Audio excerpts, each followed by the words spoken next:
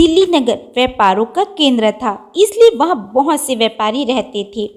घी के दो व्यापारों में कुछ अनबन हो गई, इसलिए उनमें से एक व्यापारी बादशाह के पास जाकर बोला, जहां पना श्याम व्यापारी मुझसे 500 रुपये कर्ज लेकर अब देने से हिला हवाली करता है, उसकी नियत रुपये देने की नहीं है।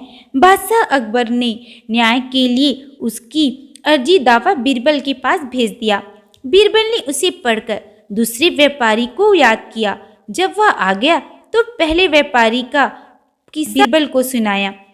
तब वह व्यापारी बोला, हुजूर को मालूम हो कि हम दोनों एक ही चीज के व्यापारी हैं। इससे व्यापारिक प्रतिद्वंदता के कारण वह मुझसे बुरा मानता है और मेरे व्यापार को धक्का पहुंचाने की नीयत से आपको झूठी अर्जी दावा लेकर आया है। उसकी जांच कराने पर आपको स्वयं झूठ सच का पता चल जाएगा। इस संबंध में मुझे और कुछ नहीं कहना है। बीरबल ने उसकी बात मानकर उसको घर जाने को कहा। फिर पहले व्यापारी को बुलाकर बोला, इस मामले में आपको अभी खामोश रहना पड़ेगा। समय पाकर मैं इसका उचित न्याय जरूर करूंगा। अभी आप इस ढंग से रहे मानो कुछ हुआ ही नहीं है। वह बीरबल की बात को मानने को लाचार था और चुपचाप अपने घर चला गया।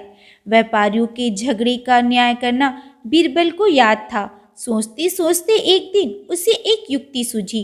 बाजार से 4 घी के भरे कुप्पे मंगवाए, जिसमें कुछ अपना अलग अलग निशान बनाकर 2 खास कुप्पों में एक एक सोने की मोहर डाल दी।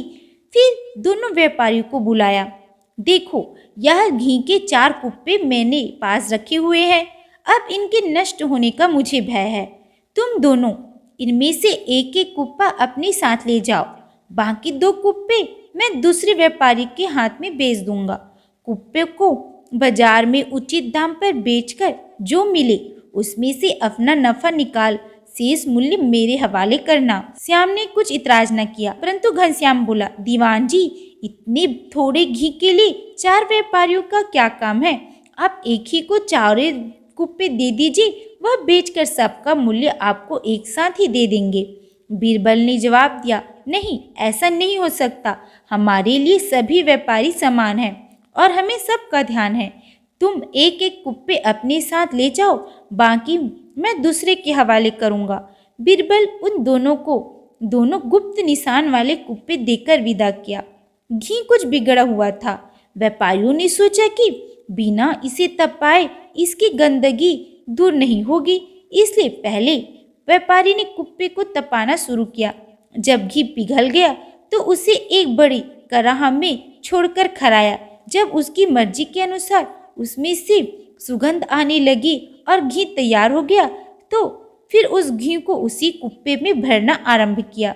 जब घी की पेंदी में पहुंचा तो किसी चीज के खड़कने की आवाज सुनाई पड़ी। उसे बाहर निकालकर देखा तो वह अकबरी मुहर था। व्यापारी सोचने लगा, यह मुहर बीरबल की है, भूल से इसमें आ पड़ी होगी, उसको उसकी वस्तु दे देनी चाहिए। व्यापारी मुहर को लेकर बीरबल के पास पहुंचा और उसकी मुहर उसे देकर अपने घर लौट आया। बीरबल मुहर पाकर सोचने लगा, यह व्यापारी सच्चा है। दूसरे व्यापारी के कुप्पे से भी उसी प्रकार की मुहर निकली, परंतु उस लालची ने सोचा कि यह मुझे अपने पास रख लेना चाहिए। वह मुहर को अपने जेठ पुत्रों को देकर बोला, इसको अच्छे से संभाल कर रखो, जब जरूरत पड़ेगी तो मुझे लौटा देना। इधर 2 कुप्पे बिना असरफियों के थे। दूसरे 2 व्यापारियों को देखकर बीरबल बोला, इसे बेचकर चौथे दिन सबके साथ मूल्य लेकर हाजिर होना। इस प्रकार यत्र तत्र कुप्पों को बेचने और धन संग्रह करने में चारों व्यापारी जा लगे।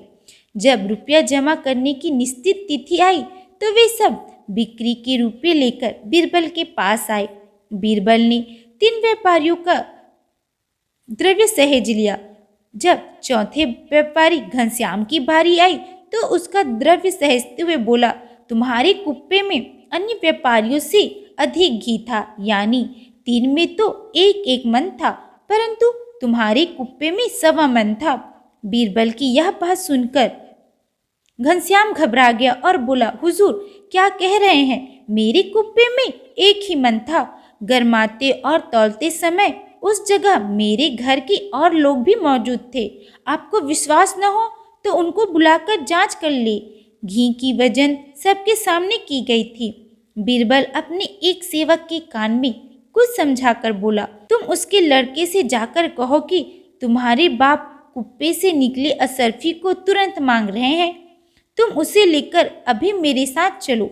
वह कर्मचारी जाकर व्यापारी के लड़के से बोला, तेरा पिता बादशाह अकबर की सभा में बैठा है, घी के कुप्पे से निकली असरफी लेकर तुझे बुलाया है। लड़का शांत हो लिया।